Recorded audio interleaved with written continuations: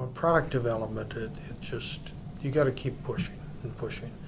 And, my dad, he had quite an engineering career, but, I kind of look back at, he actually worked on America's first jet, okay? And his part of it was the tricycle landing gear. It was, the jet was made for landing on, the tricycle landing gear was for landing on an aircraft carrier, okay?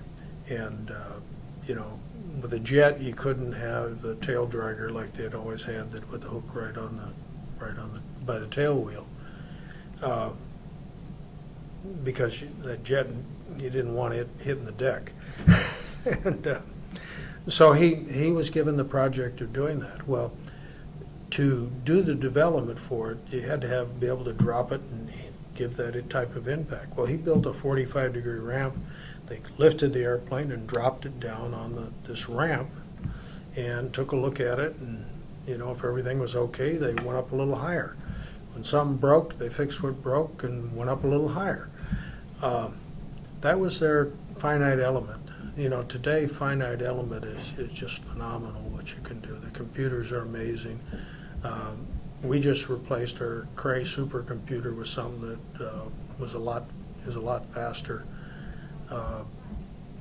But it will give us analyzing the parts. But the thing is, you get to see a piece of metal and see the stresses that are on it, but you actually can take the cross section of the metal and see the tension that goes on the face and the stress that's going on the backside, and it's actually cool in the middle, and it varies in between. But you can see that for the entire body of like a driver. You got to keep pushing. You can't leave any little thing unturned.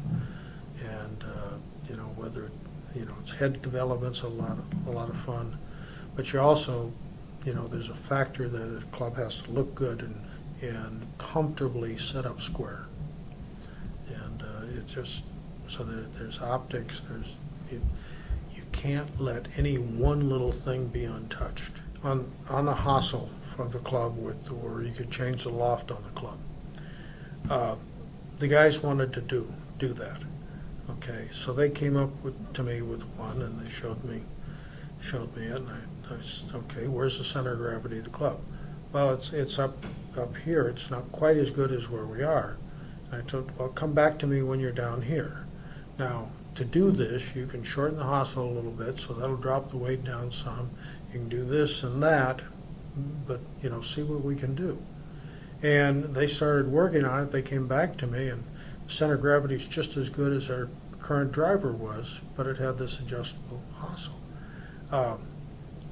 Now I'd let them do it. I wouldn't let them build it until they could build it as good as what we could make a club without it.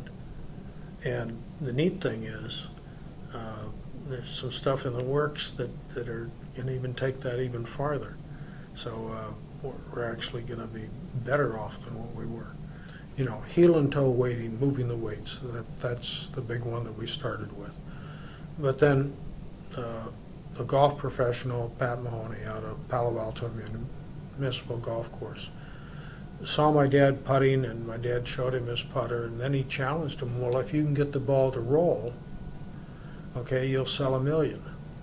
And so my dad started working on that and came up with the 1A putter. And then after that, he discovered that if he just got the weight low in the club, it would give it that the top would stall out while the bottom would go through, which would give us the overspin.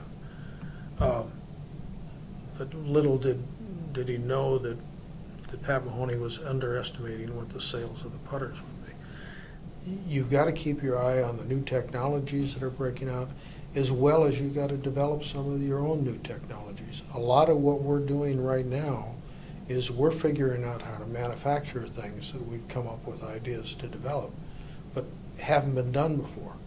So, that's a lot harder than doing some of the stuff that comes around. But that's where we are. We're going to keep pushing, and we've got an engineering team that's phenomenal. I stay in it because I enjoy that.